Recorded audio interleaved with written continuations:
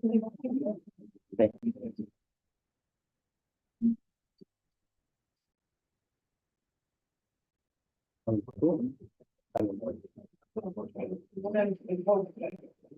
Claro, porque tiene que haber estar ahí. ¿Estaba transmitiendo?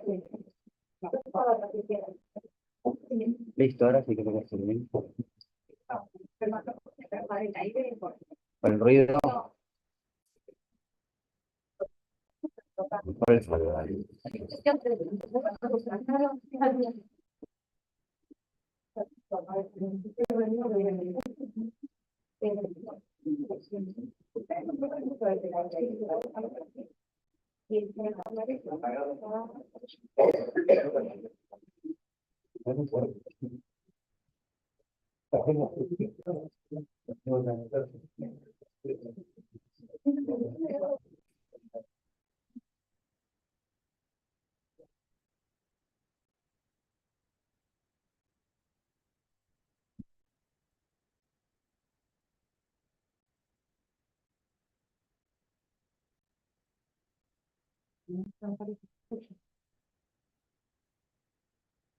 Mic testing, mic testing. 1, 2.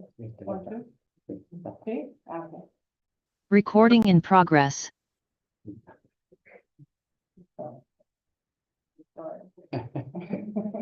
Hola a todos, buenos días.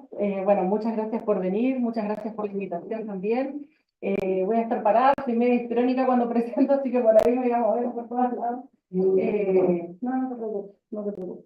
Hoy les vengo a hablar de algo, una volada en la que nos fuimos. Tenía que vincular la presentación con un proyecto que en la Universidad Católica del Maule empezamos a desarrollar este año. Es uno de los proyectos más grandes de investigación que tenemos en la universidad, es el más grande que tenemos en este momento en la universidad.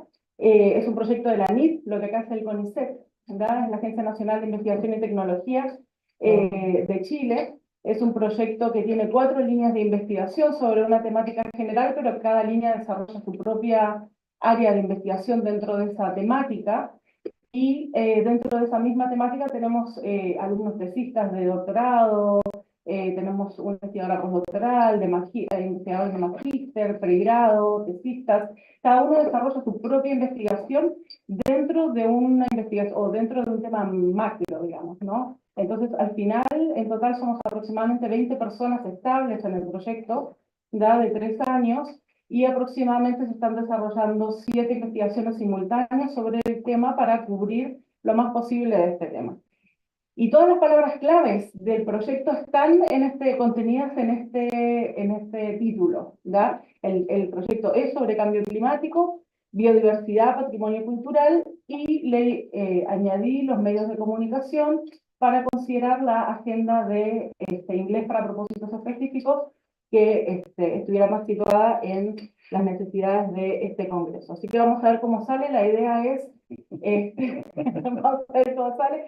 Ayer Pedro me decía, ¿cómo lo vas a conectar todo? ¿Cómo? Bueno, hay una forma de conectarlo todo, tiene una lógica, y espero que las reflexiones sirvan. Quizás hace un tiempo estoy alejada de la enseñanza del inglés en sí mismo, ¿sí? Me especialicé más en lo que es la lingüística más formal, y mi investigación va más por ese lado, ya en análisis discursivo, digamos, construcciones narrativas, identidad, etcétera.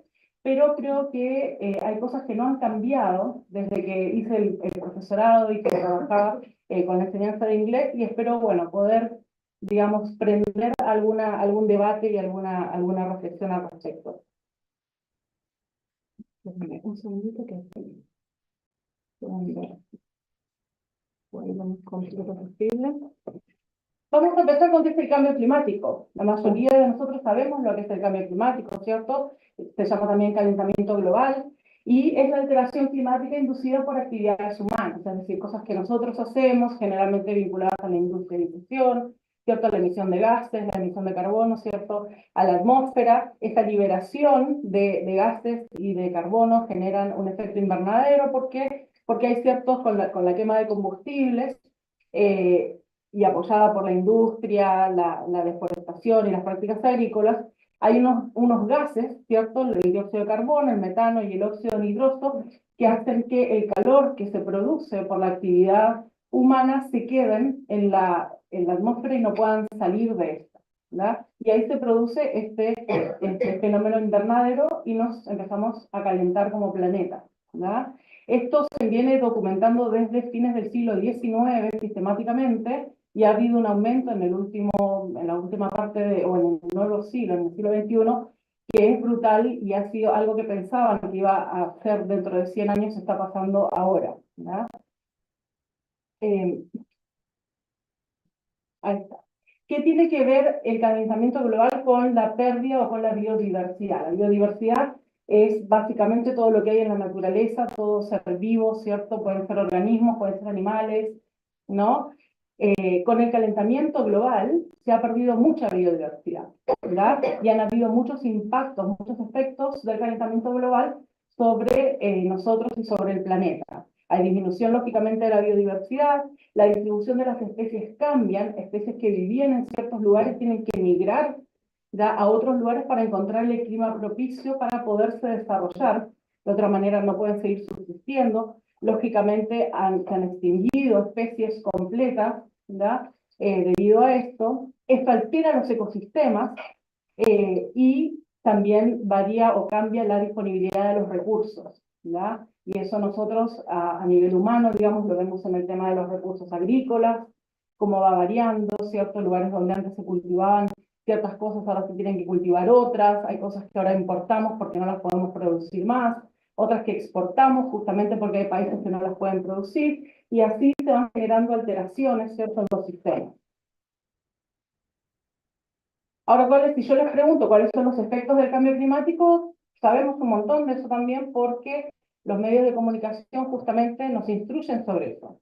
De hecho, todo o casi todo lo que nosotros conocemos del cambio climático lo sabemos a través de los medios de comunicación. Muy pocas personas han estudiado sobre el cambio climático porque, bueno, tiene que ver también con las carreras y las disciplinas. Entonces, si yo les pregunto cuáles son los efectos como más conocidos del cambio climático, ustedes van a hablar enseguida quizás del deshielo, ¿cierto?, que es lo más conocido, lo que más sale en las noticias.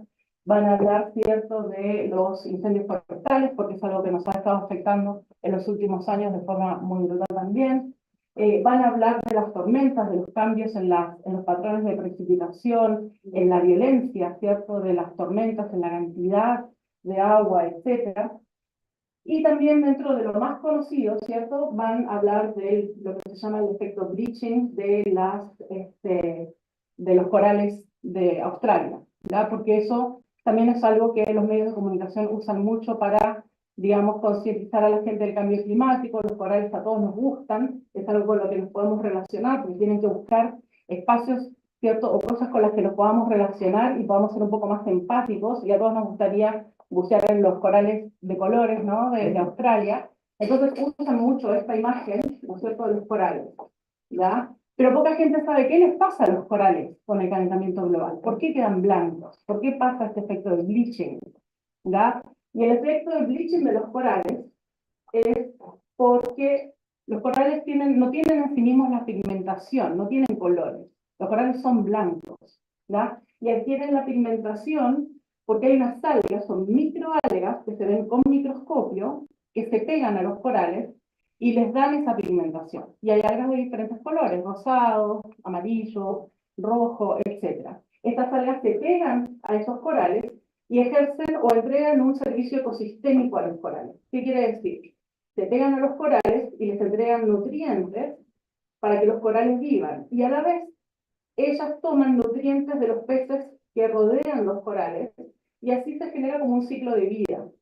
Al morir estas algas, las algas mueren con el calentamiento, ¿no?, con las corrientes calientes, ¿ya?, cuando son sostenidas. Al morir las algas, se ponen blancos los corales y después terminan muriendo solamente porque no tienen el alimento que les entregaban las algas, ¿ya? Este tipo de cosas por ahí no son tan conocidas, solamente se dice que se ponen blancas y se mueren, digamos, pero estos son algunos de los efectos, digamos, más conocidos del cambio climático. Está bien, ¿no? No, enchufar el parlante, perdón. No. Pero también hay otros efectos que son menos conocidos del cambio climático, de nuevo porque los medios muestran ciertas cosas y otras cosas no. Entonces, nosotros tenemos en el proyecto, en el equipo, tenemos un biólogo marino, ¿verdad? Que él estudia los bosques submarinos. Y hay más bosques, más territorio cubierto en el mar de bosques submarinos de lo que hay bosques terrestres. ¿Verdad? Los bosques submarinos son mucho más grandes en extensión que los bosques terrestres, son más importantes para la purificación del aire, ¿verdad? Entonces, uno que lo viene a desplazar mucho, dice, ¿cómo purifican aire si están en el agua? Y me dicen, ¿nunca viste que las algas sueltan burbujas? Lo que pasa es que el agua se llena de burbujas arriba, las algas las toman, ¿cierto? Lo estoy explicando muy sencillamente, porque no soy bióloga marina, las toman, las, digamos, limpian, ¿cierto? El aire, la convierten en oxígeno y las vuelven a soltar al agua para que se vaya a la atmósfera. Para que ustedes se den una idea, algunos de estos bosques marinos tienen 20, 30 metros de altura, se ven fuera del nivel del mar, otros no, pero son extremadamente altos. Y para que se den una idea, los bosques submarinos en este momento están, digamos, renovando el oxígeno, el aire en el planeta. Aproximadamente, solamente con los bosques de Australia, son 600 millones de toneladas de dióxido de carbono que procesan y reconvierten en oxígeno, ¿verdad? 600 millones de toneladas de dióxido de carbono es el doble de dióxido de carbono que produce todo el Reino Unido en un año, ¿verdad? Entonces solamente esos bosques, digamos, limpian el aire de 2 veces la producción de dióxido de carbono de Inglaterra, digamos, de todo el Reino Unido. Es así de importante lo que hacen estos bosques. Ahora, el calentamiento global, estas corrientes cálidas continuas en estos bosques, han hecho que el 95% de los bosques submarinos del mundo hayan desaparecido. Estamos con actualmente el 5% de los bosques que teníamos vivos, digamos, ¿no? Estas son algunas de las cifras, algunas de las cosas que son menos conversadas, y este es como una proyección de cómo se veía antes abajo del mar y cómo se ve en este momento con la pérdida de los bosques submarinos, ¿ya? Esto es, digamos, un poco lo que pasa con la naturaleza. Y ustedes dicen, ya, pero ¿y en qué nos afecta más allá de que no se circula tanto aire, o que no tenemos estos espacios donde se genera cierto el oxígeno, se limpia el aire, etcétera? Bueno, también esto afecta lógicamente la relación humano-naturaleza. Nosotros vivimos en relación con la naturaleza de forma constante. Las alteraciones ecosistémicas y la pérdida de biodiversidad conducen a prácticas o a cambios en las prácticas ecoculturales. ¿Y a qué me refiero con esto, cierto? Por ejemplo, si ustedes piensan en las comunidades costeras que dependieron toda su vida, que generaban prácticas patrimoniales, con el uso de ciertos pescados, con el uso de ciertas algas, con, digamos, haciendo, por ejemplo, ciertos artesanías con las algas, que han importado o exportado, digamos, sus productos. Hay muchas comunidades costeras que hoy en día en todo el mundo están completamente vacías, abandonadas, porque los peces ya no llegan ahí. Y ahí lo que surge, porque la necesidad por el consumo de los peces sigue estando, es que se generan estas granjas, ¿cierto?, de criaderos, de por ejemplo salmones, etcétera, que a la vez son nocivos para el ambiente, ¿cierto?, porque generan la devastación de otros territorios.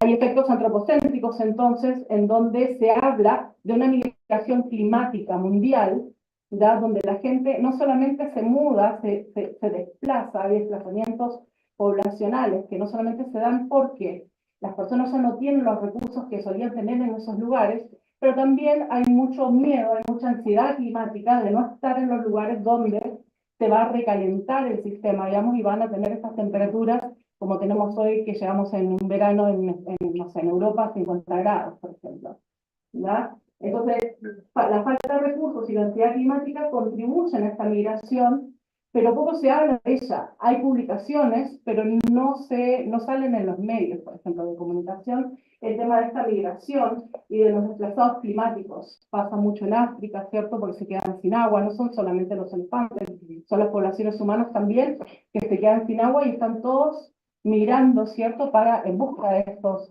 recursos. Esto genera lógicamente una pérdida cultural. ¿Por qué? porque estas comunidades tienden a irse a lugares urbanos, ¿ya? Donde se pierde la diversidad en los lugares rurales en el mundo, generalmente la gente va a tender a mudarse hacia los lugares urbanos. ¿Por qué? Porque los lugares urbanos van a concentrar los recursos.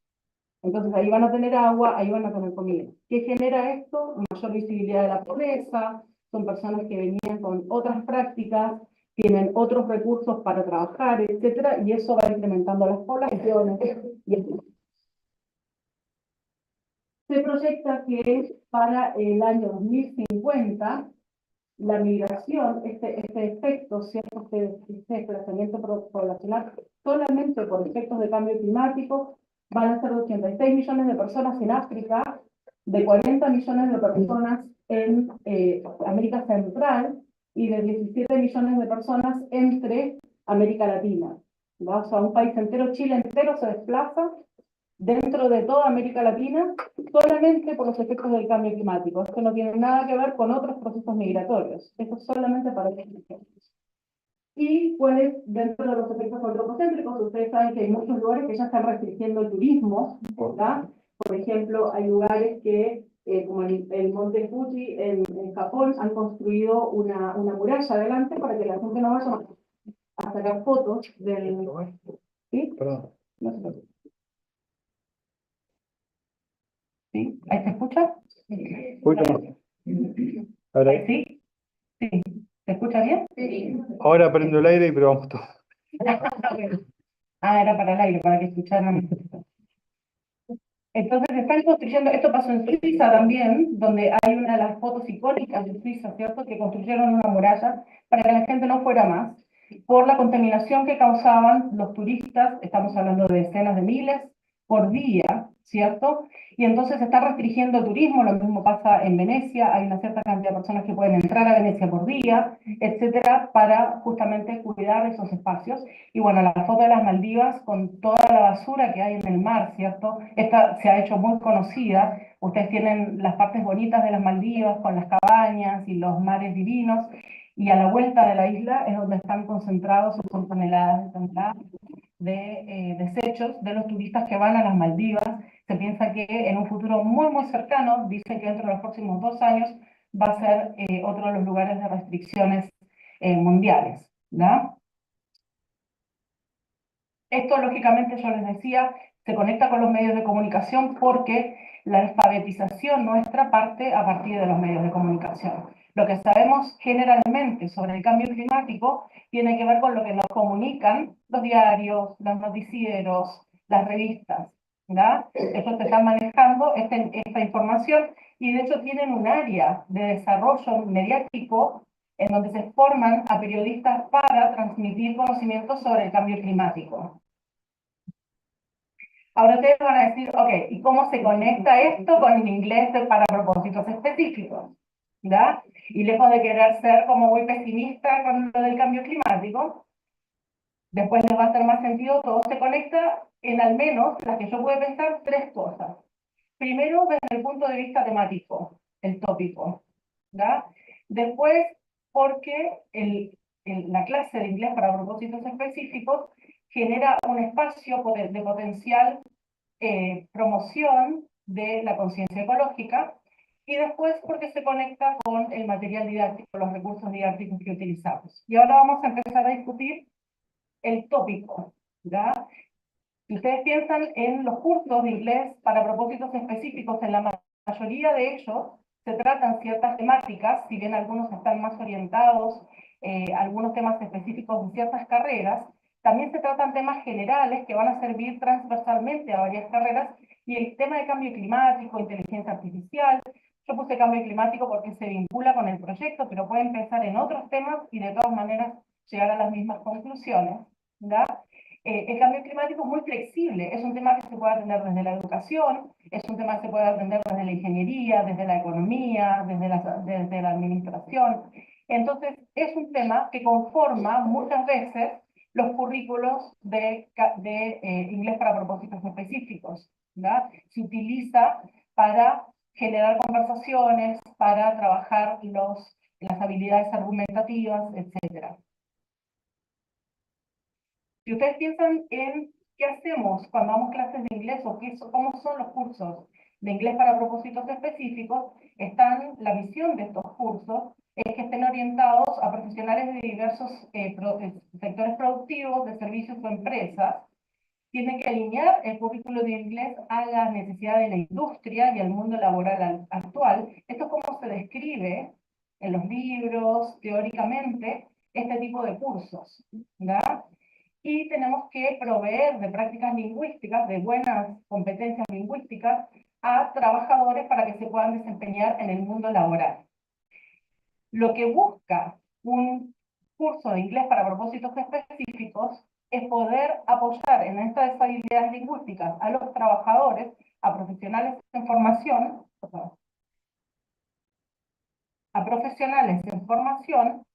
para que sean parte de lo que hoy se llaman globalized workplaces, ¿no es cierto? Estos lugares de trabajo, instituciones laborales globalizadas, ¿verdad? Que estas habilidades que ellos generen puedan servir transversalmente en cualquier parte del mundo y puedan ejercer en estos lugares.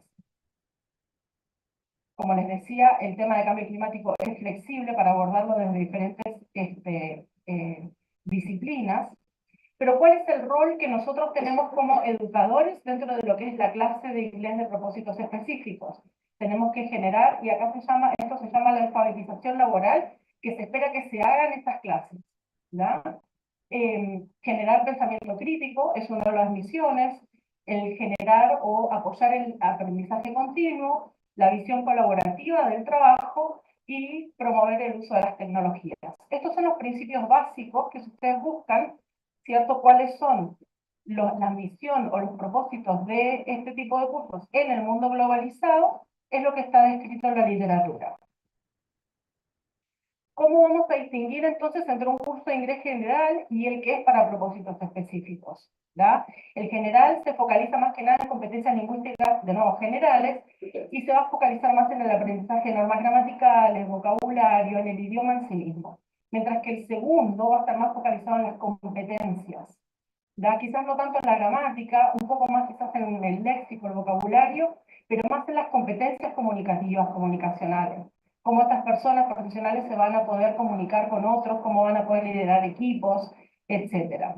Y está más aplicado al mundo vocacional, al mundo laboral. Eso por una parte sobre el tópico. Ahora vamos a pasar a lo que es la conciencia ecológica. Estos espacios, si nosotros queremos generar pensamiento crítico dentro de estas clases, ¿ya?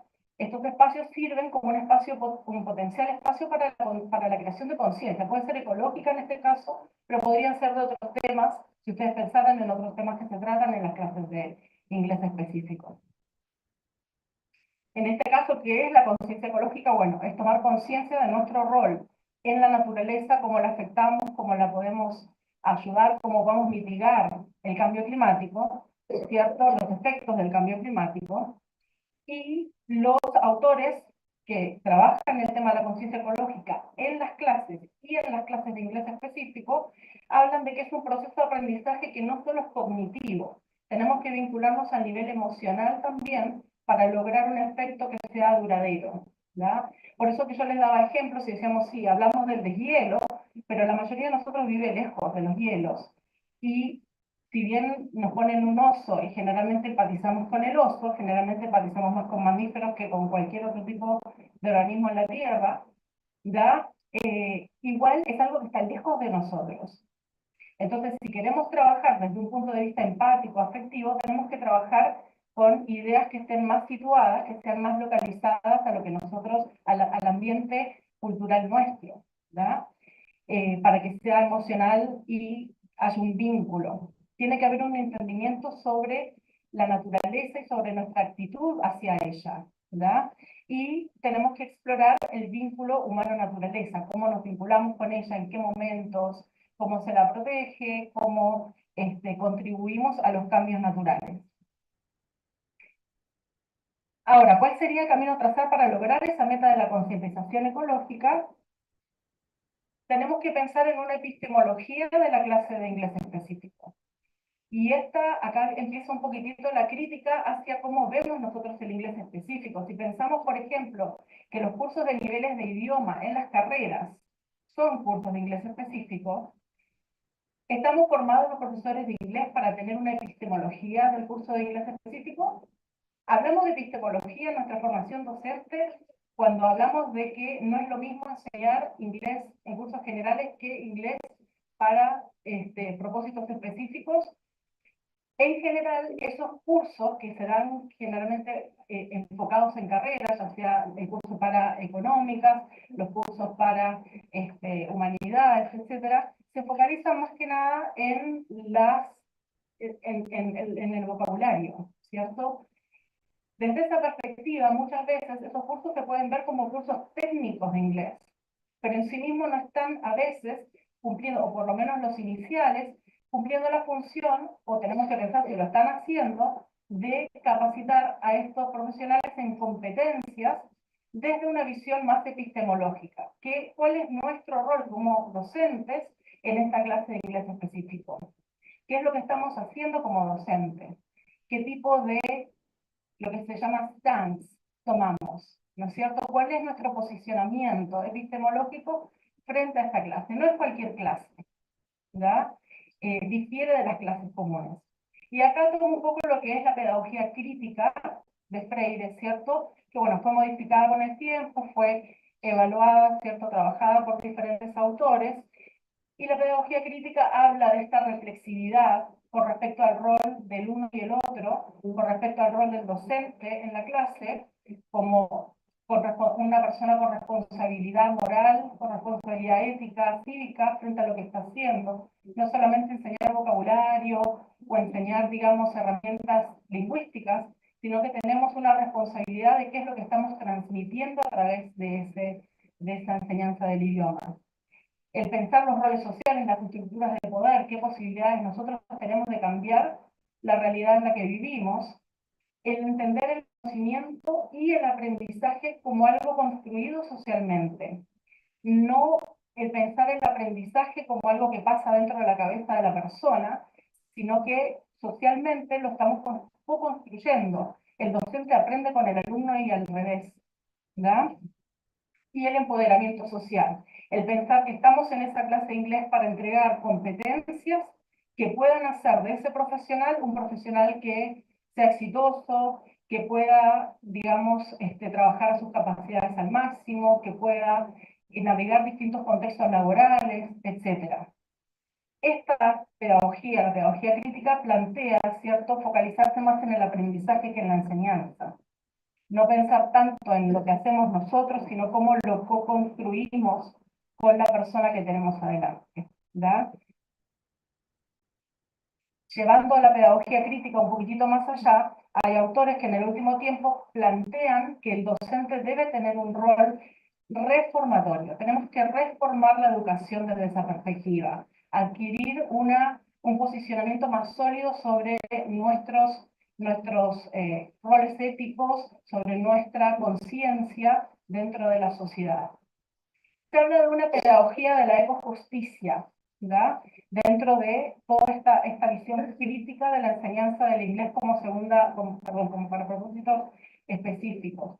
Hablamos de fusionar, esta es una fusión de teorías de la justicia social con la justicia ambiental, ¿verdad? Ustedes saben la justicia social, donde tratamos de empoderar, ¿cierto?, a las personas marginalizadas, a las minorías. Generalmente las personas que más sufren el cambio climático, y esto está estudiado y está documentado, son minorías. Por eso los que más sufren el cambio climático en este momento son las personas en África, porque tienen menos recursos para enfrentarlo, ¿verdad? Entonces es fusionar un poco esta idea de la justicia social con una justicia ambiental que logre que las personas se puedan desarrollar en diferentes ambientes, ¿verdad? Aunque sean austeros, vamos a tener que pensar en formas de hacerlo, pero que logren desarrollarse académicamente, laboralmente, etc. Esta pedagogía de ecojusticia plantea que nosotros tenemos una responsabilidad ética frente a las cosas que enseñamos, ¿verdad?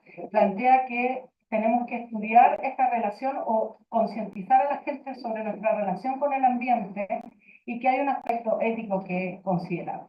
Si nosotros logramos el balance de estas cosas, ¿cierto? Estaríamos también promoviendo lo que hoy en día se llama y debe conocer como One Health, ¿no es cierto? Una salud que habla de una salud ecosistémica, entendiéndonos a nosotros mismos como parte de un ecosistema, ¿verdad? Como parte del ambiente. Y la salud ecosistémica habla, ¿cierto?, de cómo nosotros vamos a comprender que nosotros estamos siendo saludables y lo que nos rodea es un ambiente saludable, ya sea social, ya sea natural, todo está interconectado. Ustedes saben que con el cambio climático han surgido o resurgido enfermedades que estaban erradicadas de la Tierra casi, y han vuelto a aparecer, ¿cierto?, y con más fuerza, porque lógicamente estos cambios ambientales generan más enfermedades, mortalidad, etc. Entonces, la salud ecosistémica, ¿cierto?, se logra con el balance del bienestar a todo el nivel del bienestar humano, el psicológico, el social y el físico natural, ¿verdad? Todas estas teorías que yo les vengo mencionando se toman y se reciclan de alguna forma o reflejan lo que Bennett llama Critical English, que es una teoría crítica de la enseñanza del inglés que aúna todas estas visiones éticas, morales, ¿cierto?, digamos, de roles sociales, de cómo podemos transformar el ambiente en la enseñanza del inglés para propósitos específicos. Tengo mucho material que podría compartir con ustedes sobre cómo se probaron diferentes estrategias de abordaje del Critical English en clases de inglés específico con distintos niveles. Niveles, por ejemplo, de inglés específico para primaria, para secundaria y para nivel universitario ya con profesionales. Lo que nos queda por tratar entonces es el material didáctico, los recursos, cómo se vincula todo esto del cambio climático, etcétera, con la clase de inglés y los recursos que utilizamos. Como les decía, hay una rama del periodismo que se llama periodismo ambiental, o sea, gente especializada en comunicar esto del cambio climático. Esto nosotros nos educamos, nos alfabetizamos a través de las noticias de diario. Existen este tipo de noticias, ¿cierto? Una intención de alfabetización, de concientizarnos con respecto al cambio climático, ¿ya? Ahora, solamente tomando dos de los diarios de Chile, los más conocidos, los más leídos, como si fuera el primero el Clarín y el segundo La Nación, ¿ya? Si ustedes buscan en los últimos 3 años, hay más de 3.000 noticias sobre cambio climático en el primero, y en la tercera hay más de 22.000, casi 23.000 noticias en los últimos 3 años. Nosotros, como profesores de inglés, ¿cierto?, en las clases, tratamos de utilizar material, ¿cierto?, lo que le llamamos realia, ¿no es cierto? Y generalmente utilizamos este tipo de material, las noticias de diario, para generar discusión, buscar vocabulario, trabajar estructuras, etc. Por lo general utilizamos este tipo de cosas. ¿Cómo vamos a elegir entre 25.000 artículos cuál vamos a usar en nuestra clase? Y ahí es donde ustedes tienen que tomar una decisión epistemológica. Y ahí es donde ustedes van a tener que pensar qué van a elegir, qué van a mostrar, sobre qué quieren debatir. Es una decisión política, pero política no entendida como política de los políticos, digamos, pero entendida como un posicionamiento. Es un posicionamiento ético. ¿Qué van a discutir? ¿Van a discutir sobre los corales en Australia o van a discutir sobre una noticia más cercana a ustedes o sobre la Antártida? ¿Qué lugar van a elegir mostrar en las noticias? ¿Qué tipo de noticias quieren mostrar? Y acá yo llamo la atención sobre algunos aspectos que ya están investigados, sobre los cuales ya hay publicaciones, del manejo de las noticias sobre cambio climático con respecto a ciertos sesgos, ¿ya? Y estas son algunas de las llamadas de atención al momento de elegir este material didáctico para la clase de inglés de propósitos específicos. Uno es cuál es la perspectiva o el rol de género que adquiere o que se muestra dentro de esta noticia. ¿Ya? Estamos trabajando con una de las asistentes de investigación del proyecto. Vamos a presentar el año que viene en IGALA, en Montevideo, es la conferencia de lenguaje y género, sobre el rol, o el rol de las mujeres en las noticias. Cómo se construye a la mujer dentro de las noticias de cambio climático. Se las construye como víctimas, se las construye como las generadoras, o las que, digamos, a partir de las tareas domésticas generan o impactan el cambio climático, porque eso está en las noticias. O en noticias que hablan sobre, por ejemplo, Greta, y todos los comentarios que la gente pone abajo sobre la mujer y el cambio climático, ¿ya? Hay muchos sesgos sobre el rol del hombre y de la mujer con respecto al cambio climático. Cuando elegimos una noticia, tenemos que ser conscientes de qué vamos a compartir y cuál es nuestro posicionamiento frente a eso. Lo mismo los estereotipos culturales. Como les decía, las noticias más frecuentes son sobre Australia, sobre los corales. ¿Qué países se ven reflejados en las noticias? ¿A qué países estamos silenciando con respecto a las noticias? ¿Qué nos conviene mostrar? No sé, el mundo desarrollado, o estamos mostrando todo. No tengo la respuesta a estas cosas, pero son cosas que creo que hay que considerar, y ya les digo, les estoy hablando de este tema de cambio climático, pero lo podríamos ver ahora con inteligencia artificial también, ¿ya? Que es otro de los temas que ahora se viene como dentro de los currículos de inglés para propósitos específicos. Y el último punto es que estamos invisibilizando. Cuando hablamos de cambio climático en particular, siempre hablamos del impacto a la natural, a la biodiversidad, pero si ustedes buscan noticias sobre el impacto, por ejemplo, en la pérdida cultural, casi no hay. Y a nosotros, desde el punto de vista de la enseñanza de idiomas, eso nos tiene que importar, porque la pérdida cultural, por lo general, lleva aparejado pérdidas de idiomas. Muchas veces hay muchos idiomas que se están perdiendo, por ejemplo, el de los collas en el norte de Chile, porque no pueden seguir habitando la cordillera, por justamente los aluviones que tienen, y después las sequías prolongadas, y tienen que bajar a las ciudades, y están perdiendo el idioma. Muchos de esos idiomas no están documentados todavía, no están descritos, no tenemos diccionarios de Kolla, no tenemos diccionario o un libro de gramática del Kolla, por ejemplo. Y necesitamos, los australianos son espectaculares, ¿cierto? Ellos, la verdad que llevan la delantera en cuanto a la descripción de los idiomas indígenas, de las lenguas indígenas, ¿cierto? Ellos tienen muchos etnógrafos estudiando y describiendo, pero nosotros no lo hacemos. ¿Y qué pasa con esas comunidades que están perdiendo sus historias, que están perdiendo su idioma? ¿Cómo nos ocupamos de eso? Y eso es visible en los medios. Nosotros lo queremos mostrar en la clase de inglés para propósitos específicos, queremos generar esta conciencia.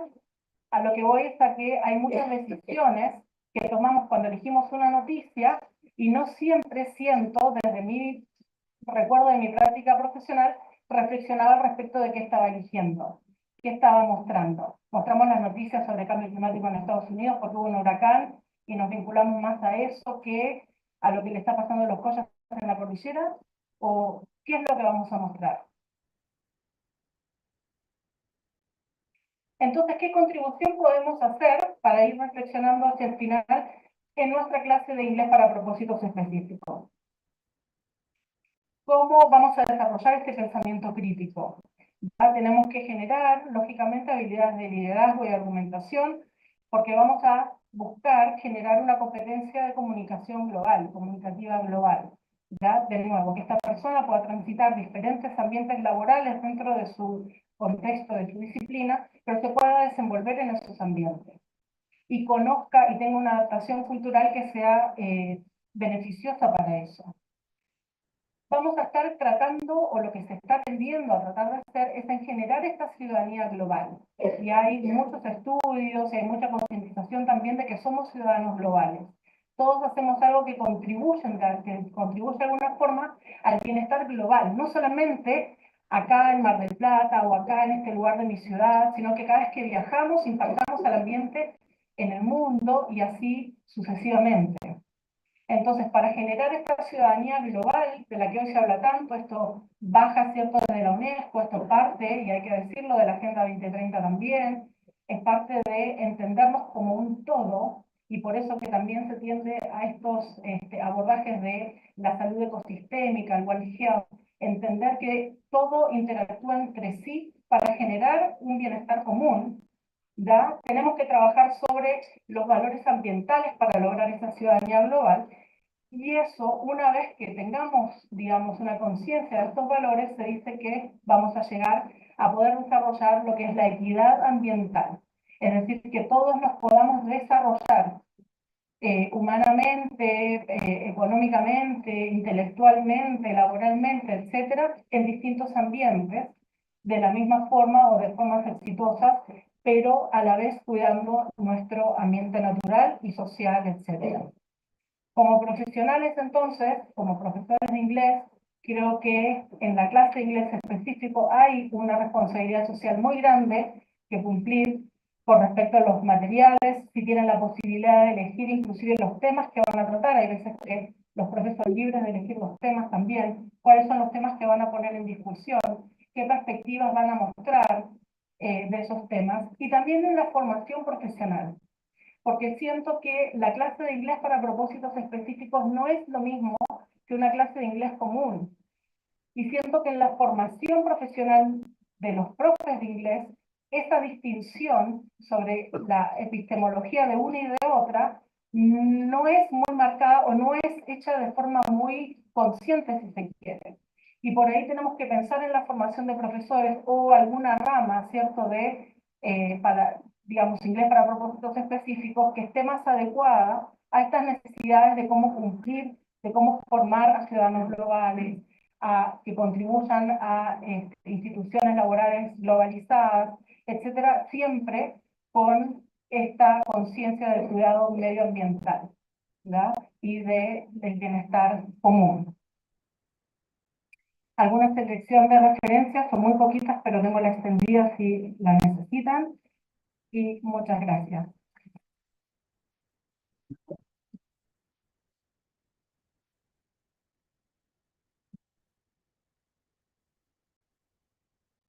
No, gracias, Mariana. Pasamos ahora a una mesa redonda.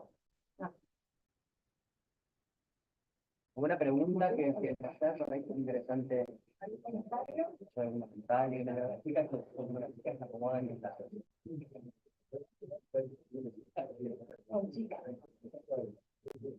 Se puede, unos comentarios. Se puede, sí. No sé si me escuchan. Sí, primero, felicitarle por la presentación, ¿no? Mi presentación también trata de hacerlo, pero de otra forma de ver cómo, no, el tema de cultura, ¿no? Me llamó la atención cuando usted habló de competencia comunicativa global. Ahora, porque es algo no raro, pero es algo muy... ¿A qué se refiere cuando usted dice ese global, el aspecto global de competencia? La competencia,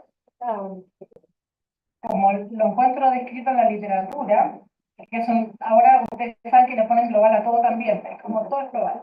Entonces, como está descrito en la literatura, es también que no quise entrar en el tema de la interculturalidad, porque también es parte, ¿no?, del entendimiento de entendernos como una comunidad global. O sea, es entender que hay normas diferentes y poderlas captar y reaccionar a esas normas.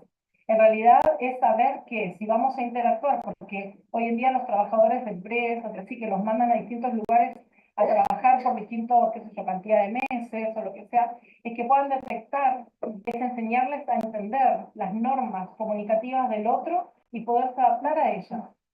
Tiene que ver mucho con la comunicación intercultural, pero ahora le dieron como ese twist, ¿cierto?, para la ciudadanía global, porque se enmarca en este entendimiento de la ciudadanía global. Entonces, pero está vinculado a la comunicación intercultural. Sí. No, eso yo me daba vuelta, pues Sí. me parece interesante.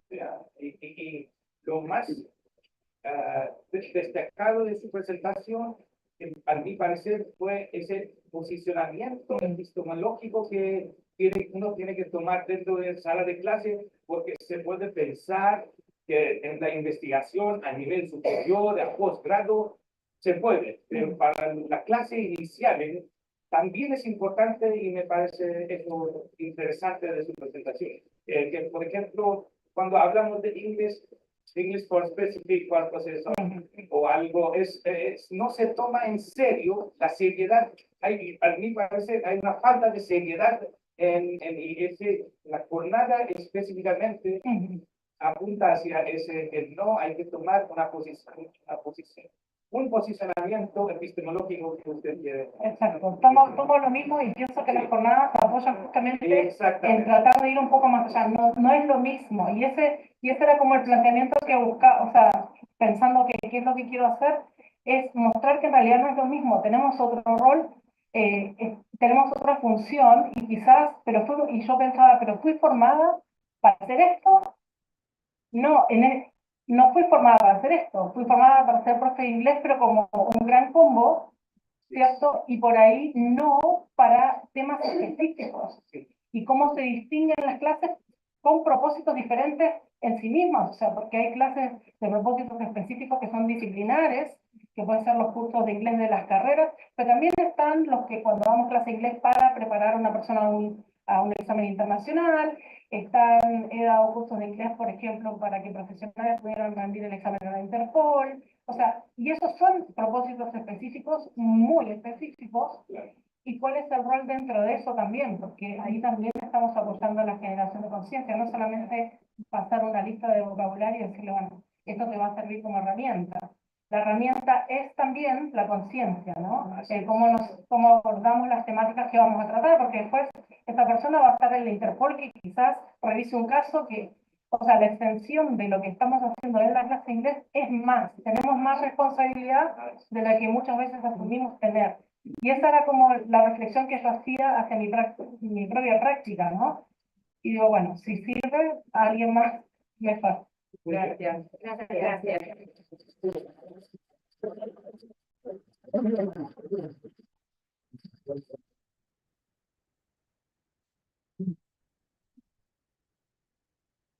No me sorprendió, pero cumpliste tu objetivo de un mierda que tenías que decir. Muy bien, gente. Sí, redondito y toma. Bueno, la gente.